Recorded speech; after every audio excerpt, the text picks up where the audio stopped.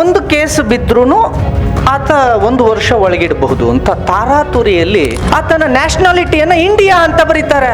ಬೆಂಕಿ ಹಚ್ಬಿಟ್ರಲ್ಲ, ಆಂಜನೇಯನ ಬಾಲಕ್ ಬೆಂಕಿ ಹಚ್ಚದಂಗೆ ತಗೊಂಬಂದು ಯಾವಾಗ ನಮ್ಮ ಬುಡಕ್ಕೆ ವಾಪಸ್ ಬೆಂಕಿ ಇಟ್ರಲ್ಲ.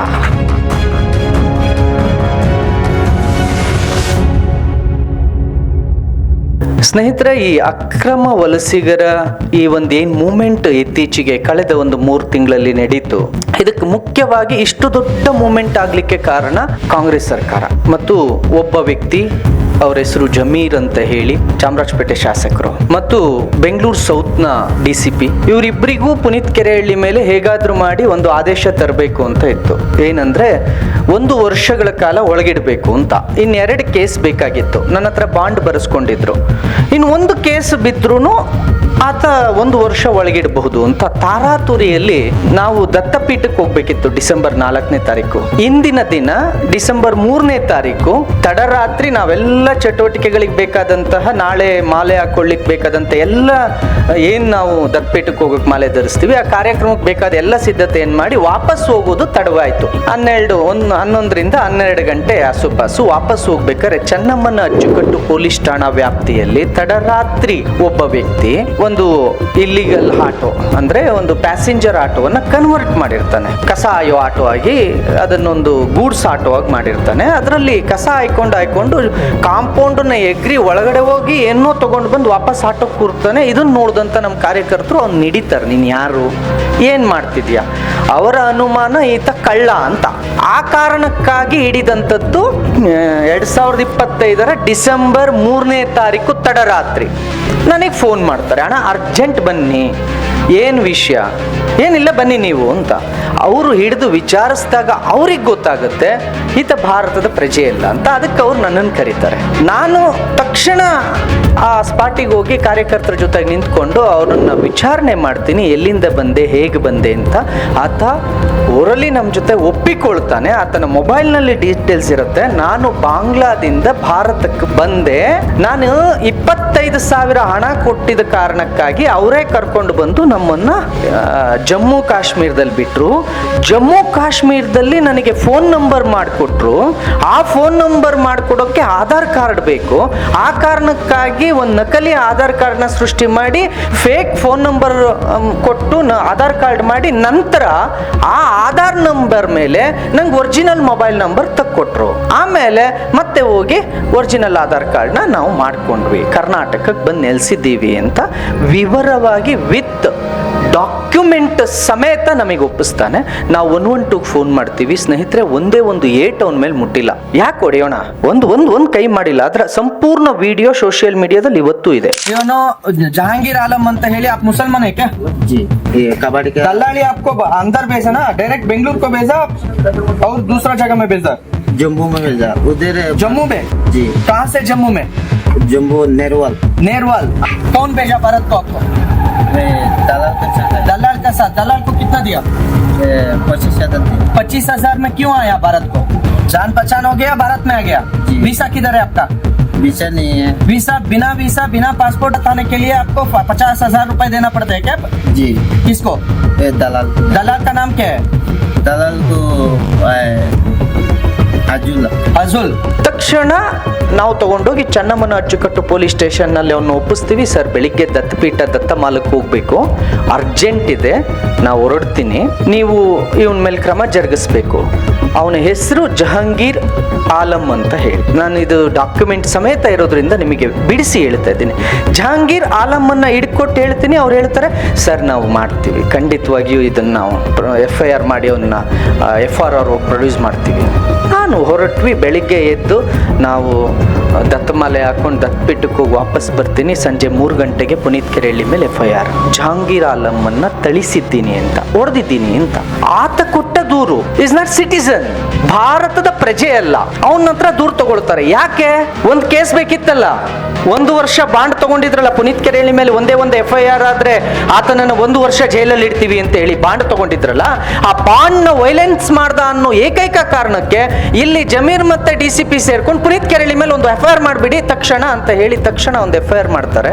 FIR ಆದ ತಕ್ಷಣ ನನಗೊಂದು ನೋಟಿಸ್ನು ಕಳಿಸ್ತಾರೆ. ನೀವು ಮುಚ್ಚಳಿಕೆ ಬರ್ಕೊಟ್ಟಿದ್ರಿ, ಯಾವುದೇ ರೀತಿ ವೈಲೆನ್ಸ್ ಮಾಡಲ್ಲ ಅಂತ. ವೈಲೆಂಟ್ ಮಾಡಿದ್ರೆ ಕೊಡಿ. ಸ್ನೇಹಿತರೆ, ಆ FIR ಕಾಪಿ ಈಗಲೂ ಇದೆ. ಯಾರಾದ್ರೂ ಬೇಕು ಅಂತ ಅಂದ್ರೆ ನನ್ನ ಕಾರ್ಯಾಲಯದಲ್ಲಿ ತಗೋಬಹುದು, ನಾನು ವಾಟ್ಸಪ್ ಅಲ್ಲಿ ಕೊಡ್ತೀನಿ. ಆತನ ಫೋನ್ ನಂಬರ್ ಜಹಾಂಗೀರ್ ಆಲಂ ಅಂತ ಬರೀತಾರೆ, ದೂರು ಕೊಟ್ಟವನು. ಆತನ ಫೋನ್ ನಂಬರ್ ಮೆನ್ಷನ್ ಮಾಡ್ತಾರೆ. ಆತನ ನ್ಯಾಷನಾಲಿಟಿಯನ್ನ ಇಂಡಿಯಾ ಅಂತ ಬರೀತಾರೆ. ಪೊಲೀಸ್ನವ್ರು ಬರ್ದಿರೋದ್ರು. ಹೇಗೆ ಬರೆದ್ರು ಇದನ್ನ? ನಾನ್ ಜಾಸ್ತಿ ಅಕಸ್ಮಾತ್ ಅವ್ರ FIR ಮಾಡ್ಲಿಲ್ಲ ಅಂದ್ರೂ ಪರವಾಗಿಲ್ಲ, ಅವನ ಪಾಡಿಗೆ ಅವನನ್ನ ಬಿಟ್ಟು ನನ್ನನ್ ಪಾಡಿಗೆ ನನ್ನನ್ನು ಬಿಟ್ಟಿದ್ದಿದ್ರೆ ಈ ಪ್ರಕರಣ ಈ ಮೂವ್ಮೆಂಟ್ ನ ತಗೊಳ್ತಿರ್ಲಿಲ್ಲ. ಏನ್ ಕಳೆದ 3 ತಿಂಗಳಲ್ಲಿ ಅಕ್ರಮ ಬಾಂಗ್ಲಾ ವಲಸಿಗರ ಮೂವ್ಮೆಂಟ್ ತಗೊಂಡ್ರಲ್ಲ, ಈ ಮೂವ್ಮೆಂಟ್ ನ ತಗೊಂತಿರ್ಲಿಲ್ಲ. ಬೆಂಕಿ ಹಚ್ಚಿಬಿಟ್ರಲ್ಲ, ಆಂಜನೇಯನ್ ಬಾಲಕ್ ಬೆಂಕಿ ಹಚ್ಚದಂಗೆ ತಗೊಂಬಂದ್ ಯಾವಾಗ ನಮ್ ಬುಡಕ್ ವಾಪಸ್ ಬೆಂಕಿ ಇಟ್ರಲ್ಲ.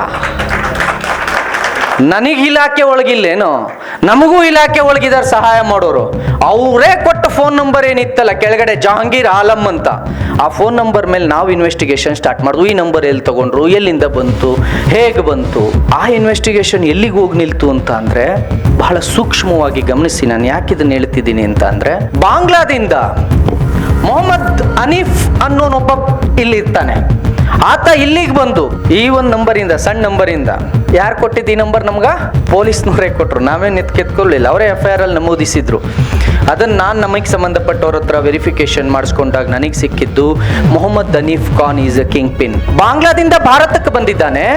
ಆತ ಭಾರತಕ್ಕೆ ಬಂದು ಕರ್ನಾಟಕದ ಬೆಂಗಳೂರಿನ ಎಲೆಕ್ಟ್ರಾನಿಕ್ ಸಿಟಿಯಲ್ಲಿ ನಕಲಿ ಖಾತೆಗಳನ್ನ ಮಾಡಿಕೊಡುವಂತ ಒಂದು ಏಜೆಂಟ್ ಅನ್ನ ಇಟ್ಟಿದ್ದಾನೆ. ಎಲ್ಲಿ? ಎಲೆಕ್ಟ್ರಾನಿಕ್ ಸಿಟಿ ಭಾಗದಲ್ಲಿ. ಅಂದ್ರೆ ಎಲ್ರು ಹೇಳೋ ರೀತಿ ಮಾನವೀಯತೆ ಕಾರಣಕ್ಕೋ ಅಲ್ಲಿ ಆಹಾರ ಅನ್ನ ಇಲ್ಲದೆ ಇರೋ ಕಾರಣಕ್ಕೋ ಅವರು ಬರ್ತಾ ಇಲ್ಲ. It's A organised crime.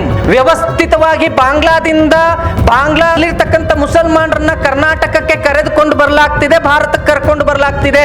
With evidence ಈ ಮಾತುಗಳನ್ನು ಹೇಳ್ತಿದ್ದೀನಿ ನಾನು, ದಾಖಲೆಗಳ ಸಮೇತ ನಾನು ಈ ಮಾತನ್ನ ಹೇಳ್ತಾ ಇದ್ದೀನಿ.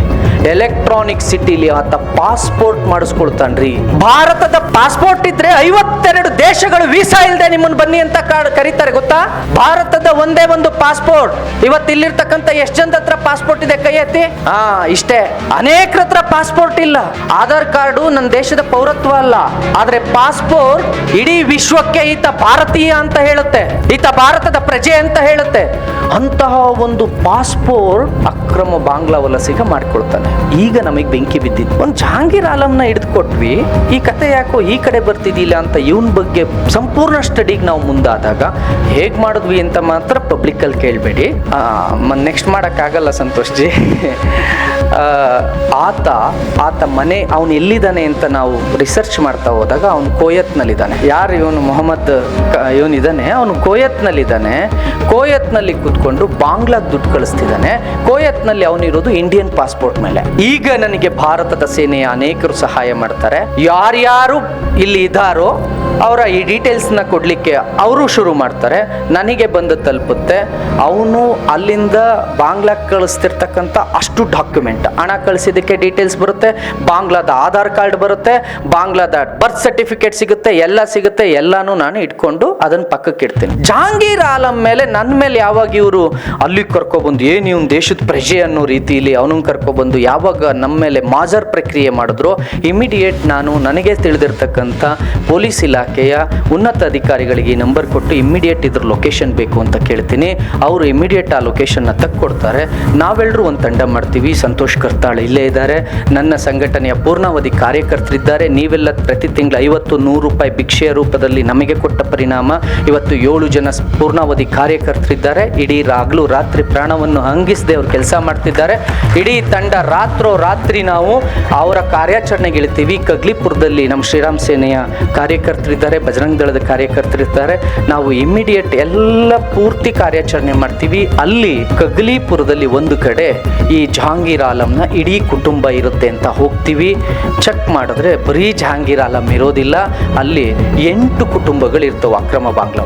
ಮೊದಲನೇ ರೈಡ್ ಶುರುವಾಗಿದ್ದೆ, ನಮ್ಮ ಮೊದಲನೇ ಈ ಮೂಮೆಂಟ್ಗೆ ಮೊದಲನೇ ರೈಡ್ ಶುರುವಾಗಿದ್ದು ಅಲ್ಲಿ. ಜಹಾಂಗೀರ್ ಆಲಂನ ಒಂದು ಕೇಸನ್ನು ಇಲ್ಲಿ ಮಾಡ್ಲಿಕ್ಕೆ ಹೋಗಿ ಇದೇ ಸರ್ಕಾರ ಬೆಂಕಿ ಹಚ್ಚಿದ ಪರಿಣಾಮ ಅಲ್ಲಿ ನಮಗೆ ಸಿಗ್ತಾರೆ. ಅಲ್ಲಿ ನಮಗೆ 21 ಜನ ಸಿಗ್ತಾರೆ. भारत का कुछ भी ID कार्ड है नहीं, भारत का कुछ भी आईडी कार्ड नहीं, आधार कार्ड नहीं, कुछ भी नहीं। बोलिए इधर कितना आदमी बांग्ला से? बहुत आदमी पे कम से कम 3 लाख तो ऐसे होता होगा। हाँ 3 लाख, हाँ 3 लाख ऐसे होता। ऐसा जितना जब भी है ना, हाँ। जब भी मैं रहता है रूम भाड़ा लेके रहता है। अशान से बांग्ला से भारत को आ गए ना, ट्रेन पे आया फ्लाइट पे आया? ट्रेन पे आया, कितना पैसा दिया? भारत में आईडी कार्ड बनाया क्या कुछ भी? लाइसेंस किधर है आपका? लाइसेंस नहीं। बांग्ला से भारत आके कितना साल हुआ? छोटा से आया, कौन लेके आया? कहाँ है मम्मी पापा? ನಾವು ಅಲ್ಲಿ ಮಾಡಿದ ಮರುದಿನನೇ ಇಲ್ಲಿ ನಮ್ಮ ಡಾಕ್ಟರ್ ನಾಗೇಂದ್ರ ಜಿ ಅಂತ ಇದ್ರು, ಮೆಡಿಕಲ್ ಆಪರೇಷನ್ ಮಾಡಕ್ ಅವ್ರು ಇರೋದು. ಬಟ್ ಅವರು ಮನುಷ್ಯರಿಗೆ ಆಪರೇಷನ್ ಮಾಡೋದನ್ನ ಬಿಟ್ಬಿಟ್ರು, ದೇಶಕ್ಕೆ ಆಪರೇಷನ್ ಮಾಡೋಣ, ದೇಶಕ್ಕೆ ತೊಂದರೆ ಬಂದಿದೆ ಅಂತ ಹೇಳಿ ಡಾಕ್ಟರ್ ಜಿ ಮತ್ತೆ ಅಲ್ಲಿರ್ತಕ್ಕಂಥ ಕಾರ್ಯಕರ್ತರು ಇಮಿಡಿಯೇಟ್ ಇದೇ ರೀತಿ ಶೆಡ್ಗಳಿರೋದ್ರಲ್ಲಿ ಬಾಂಗ್ಲಾ ವಲಸಿಗರೇ ಇದ್ದಾರೆ ಅನ್ನೋದ್ರ ಖಚಿತ ಮಾಹಿತಿ ಮೇರೆಗೆ ಎಲೆಕ್ಟ್ರಾನಿಕ್ ಸಿಟಿ ಅತ್ತಿಬೆಲೆ ಭಾಗದಲ್ಲಿ ಮತ್ತೆ ಈ ಸಂಪೂರ್ಣ ಬನ್ನೇರ್ಘಟ್ಟ ಭಾಗದಲ್ಲಿ ಕಾರ್ಯಾಚರಣೆಯನ್ನು ಶುರು ಮಾಡ್ತೇವೆ. ಅಲ್ಲಿ ಒಬ್ಳು ಭಾರತ್ ಮಾತಾ ಕಿ ಜೈ ಅಂತ ನಾವುಗಳು ಕೂಗಿದ್ರೆ, ಸಂತೋಷ್ ಕರ್ತಾಳ್ ಅವರು ಕೂಗಿದ್ರೆ ಆಕೆ ಜೈ ಬಾಂಗ್ಲಾ ಅಂತ ಕೂಗ್ತಾಳೆ. कैसा है भाभी? अच्छा लग रहा है क्या? जेसीबी वाला भारत माता की बोलो, भारत माता की, भारत माता की, भारत माता की. ದೊಡ್ಡ ಮೂಮೆಂಟ್ ಶುರುವಾಗುತ್ತೆ. ಈ ಜಹಾಂಗೀರ್ ಆಲಮ್ಮನ ವಿಚಾರದಲ್ಲಿ ಕೇಸ್ ಮಾಡಲಿಲ್ಲ ಪೊಲೀಸ್ನವ್ರು. ನಾವು ಈಗಲೂ ಹೇಳ್ತೀವಿ, ನೀವು ಕೇಸ್ ಮಾಡಿದಾಗೆಲ್ಲ ನಾವು ಮತ್ತಷ್ಟು ಮುಂದಕ್ಕೆ ಹೋಗಿವಿ, ನೀವೇನು ಟೆನ್ಷನ್ ತೊಗೊಂಬೇಡಿ ಅಕ್ಕ, ನಿಮ್ಮ ಮೇಲೆ ಕೇಸ್ ಆಗಿದ್ದಕ್ಕೆ ನೀವು ಇಷ್ಟೆಲ್ಲ ಮಾಡ್ಕೊಂಡು ಬಂದಿದ್ದೀರಿ. ಕೇಸ್ ಮಾಡಿದಾಗಲೆಲ್ಲ ನಮಗೆ ಮತ್ತೊಂದು ಶಕ್ತಿ ನೀವೇ ತುಂಬಿದ್ದೀರಿ. ಅಪ್ಪಾಜಿ ಯಾವಾಗಲೂ ಹೇಳ್ತಾರೆ, ಪುನೀತ್ ಕೇಸ್ಗಳಿದಾವ ಅಂತ ಅಂದರೆ ಬ್ಯಾಡ್ ಜಾಸ್ತಿ, ಸ್ಟಾರ್ ಜಾಸ್ತಿ ಆಗಿದಾವೆ, ನೀವು ಮತ್ತಷ್ಟು ದೊಡ್ಡ ಹೋರಾಟಗಾರ. ನಾವು ಅದನ್ನು ಪ್ರತಿಜ್ಞೆ ಮಾಡ್ಕೊಂಡ್ಬಿಟ್ಟಿದ್ದೀವಿ, ನಾವು ಜಾಸ್ತಿ ಮಾಡ್ಕೊಳ್ಳೇಬೇಕು ಅಂತ. ಹಾಗಾಗಿ ಈ ಅಕ್ರಮ ಬಾಂಗ್ಲಾ ವಲಸಿಗರದೇನಾಯಿತು, ಬಹಳ ದೊಡ್ಡ ಮೂಮೆಂಟ್ ಕ್ರಿಯೇಟ್ ಆಯಿತು. ಇವತ್ತಿಗೆ ಸರ್ಕಾರ ಅದಕ್ಕೋಸ್ಕರ ಸದನದಲ್ಲಿ ಹಗ್ಗ ಜಗ್ಗಾಟವಾಯಿತು, ಬಹಳ ದೊಡ್ಡ ಮೂಮೆಂಟ್ ಶುರುವಾಯಿತು. ಕೇಸ್ಗಳು ಹಾಕಿದ್ರು, ನಮ್ಮನ್ನು ರಾತ್ರೋರಾತ್ರಿ ತಗೊಂಡೋಗಿ ಅರೆಸ್ಟ್ ಮಾಡಿದ್ರು. ಅಕ್ರಮ ಬಾಂಗ್ಲಾ ವಲಸಿಗರನ್ನ ಹಿಡಿದು ಪ್ರಶ್ನೆ ಮಾಡಿದ್ದಕ್ಕೆ ನಾನು ಎದೆ ತಟ್ಟಿ ಹೇಳಿದ್ದೀನಿ. ಅವತ್ತು ಒಬ್ಬರು ಉನ್ನತ ಪೊಲೀಸ್ ಅಧಿಕಾರಿಗಳಿಗೆ ಕರೆದು ಕೂರಿಸ್ಕೊಂಡು ಹೇಳಿದ್ರು, ಯಾವ ಅಧಿಕಾರದಲ್ಲಿ ನೀವು ಹಿಡಿತಿದ್ದೀರಾ, ನಮ್ಮನ್ನು ಅರೆಸ್ಟ್ ಮಾಡಿ ಕರ್ಕೊಂಡೋಗಿ ಬಗ್ಲಗುಂಟೆಯಲ್ಲಿ ಕೂರಿಸ್ಕೊಂಡಾಗ ಬಂದಿದ್ದರು ಕಮಿಷನರ್ ಸಮೇತವಾಗಿ. ನಾನು ಡಾಕ್ಟರ್ ನಾಗೇಂದ್ರ ಅವರು ಎಲ್ಲ ಇದ್ದರು. ನನ್ನೊಬ್ಬನ್ನ ಅವತ್ತು ಕರ್ಕೊಂಡೋಗಿ ಬೇರೆ ವಾರೆಂಟ್ ಮೇಲೆ ಕರ್ಕೊಂಡೋಗಿ ಇಟ್ಕೊಂಡ್ರು. ಈ ವಾರೆಂಟ್ ಮೇಲೆ ಅರೆಸ್ಟ್ ಮಾಡಲಿಲ್ಲ, ಪಾಡಿ ವಾರೆಂಟ್ ಬೇರೆದು ಇಟ್ಕೊಂಡು ಕರ್ಕೊಂಡೋಗಿ ನನ್ನನ್ನು ಬಗ್ಲಗುಂಟೆಯಲ್ಲಿ ಇಟ್ಕೊಂಡು ಬೇರೆ ಬೇರೆ ಉನ್ನತ ಅಧಿಕಾರಿಗಳು ಬಂದು, ನೀವು ಹೆಂಗೆ ಮಾಡ್ತಾ ಇದ್ದೀರಾ, ನೀವು ಹೇಗೆ ಹೇಳ್ತೀರಾ ಇವರೇ ಅಕ್ರಮ ಬಾಂಗ್ಲಾ ವಲಸಿಗರು ಅಂತ. ನಾನು ಓಪನ್ನಾಗಿ ಹೇಳಿದೆ, ಯಾರ್ಯಾರನ್ನ ನಾನು ಅಕ್ರಮ ಬಾಂಗ್ಲಾ ವಲಸಿಗರು ಅಂತ ಹಿಡ್ಕೊಟ್ಟಿದ್ದೀನೋ, ನಿಮಗೆ ತಾಕತ್ತಿದ್ರೆ ಅವರನ್ನು ಇಂಡಿಯನ್ ಅಂತ ನೀವು ಪ್ರೆಸ್ ಮೀಟ್ ಮಾಡಿ, ನಾನು ಅಕ್ರಮ ಬಾಂಗ್ಲಾ ವಲಸಿಗರು ಅಂತ ಅವರ ಆಧಾರ್ ಕಾರ್ಡ್ ಸಮೇತ, ಅವ್ರದ್ದು ಆಧಾರ್ ಕಾರ್ಡ್ ಬರಲ್ಲ, ಪಬ್ಲಿಕ್ ಬಾಂಗ್ಲಾ ಅಂತ ಹೇಳಿ ಐ ಡಿ ಕಾರ್ಡ್ ಬರುತ್ತೆ, ನಾನು ಅವ್ರ ಅಷ್ಟು ಜನದ ಐ ಡಿ ಕಾರ್ಡ್ ಇಟ್ಟು ನಾನು ಪ್ರೆಸ್ ಮೀಟ್ ಮಾಡ್ತೀನಿ ಅಂತ ನಾನು ಹೇಳ. ಅಲ್ಲಿಂದ ಅವ್ರು ವಾಪಸ್ ಹೋದವರು. ಇವತ್ತಿಗೆ ಇಡೀ ಸರ್ಕಾರ ನಾವು ಹಿಡಿದುಕೊಟ್ಟಂಥ 272 ಜನರನ್ನ ಬಾಂಗ್ಲಾದೇಶಕ್ಕೆ ಕರ್ಕೊಂಡೋಗಿ ಬಾರ್ಡರ್ ದಾಟಿಸ್ಬಿಟ್ಟು ಬಂದಿದೆ. ನಾವೀಗಲೂ ಹೇಳ್ತಾ ಇದ್ದೀವಿ, ನೀವು ನಮಗೆ ಈಗಲೂ ಫ್ರೀಡಮ್ ಕೊಡಿ. ಗೊತ್ತಿಲ್ಲ ಮಿನಿಸ್ಟರ್ ಹೇಳ್ತಿದ್ದಾರೆ, ಹುಡುಕ್ತಿದ್ದೀವಿ. ನೀವು ಹುಡ್ಕೋದು ಬೇಡ. ನಾನು ಇಡೀ ಇದನ್ನ ಆಲ್ರೆಡಿ ಹೈಕೋರ್ಟಿಗೆ ವಿತ್ ಎವಿಡೆನ್ಸ್ ಸಮೇತ, ವಿತ್ ವಿಡಿಯೋ ಸಮೇತ ಬಹಳ ದೊಡ್ಡ ಒಂದು ಇದನ್ನ ಇಟ್ಟಿದ್ದೀನಿ, ಡೀಟೇಲ್ಸ್ ಸಮೇತ ಇಟ್ಟಿದ್ದೀನಿ. ನಾನು ಇವತ್ತು ಹೇಳ್ತೀನಿ, ನೀವು ಫ್ರೀ ಬಿಡಿ, ನಮ್ಮಲ್ಲಿ ಕೇಸ್ ಹಾಕೋದನ್ನ ನಿಲ್ಲಿಸಿ. ಒಂದೊಂದು ದಿನಕ್ಕೆ ಏನು ಡಾಕ್ಟ್ರೆ, ಕನಿಷ್ಠ ಅಂದ್ರೂ 1,000 ಅಕ್ರಮ ಬಾಂಗ್ಲಾ ವಲಸಿಗರನ್ನ ದಾಖಲೆ ಸಮೇತ ಹಿಡ್ಕೊಂಬಂದು ಆಚೆ ಕೊಡ್ತೀವಿ, ವಿತ್ ಎವಿಡೆನ್ಸ್ ಹಿಡ್ಕೊಂಬಂದು ಆಚೆ ಕೊಡ್ತೀವಿ. ನೀವು ನಮ್ಮನ್ನು ಕಟ್ಟಾಕಿ ನಮ್ಮ ಮೇಲೆ ಕೇಸ್ ಮಾಡಿ ಹಿಂಗೆ ಮಾಡಿದ್ದಾರೆ. ಹಾಗಾದ್ರೆ ಇದೆಲ್ಲ ಸತ್ಯ ಅನ್ನೋದು ಈಗ ಅರಿವಾಯ್ತಲ್ಲ, ಅಕ್ರಮ ಬಾಂಗ್ಲಾ ವಲಸಿಗರು ಇರೋದು ಸತ್ಯ ಅಂತ ಹೇಳಿ ಅವ್ರ ಆಧಾರ್ ಕಾರ್ಡ್, ಅವ್ರ ಐ ಡಿ ಕಾರ್ಡ್, ಅವ್ರ ಲೋನ್ ತೊಗೊಂಡಿದ್ದು ಇಷ್ಟು ಡೀಟೇಲ್ಸ್ ನಿಮಗೆ ಕೊಟ್ಟು ಅಲ್ಲ. ಈಗ ನೀವೆಲ್ಲರೂ ಅರ್ಥ ಮಾಡ್ಕೋಬೇಕಾಗಿರೋದು ಏನು ಪ್ರಾಬ್ಲಮ್.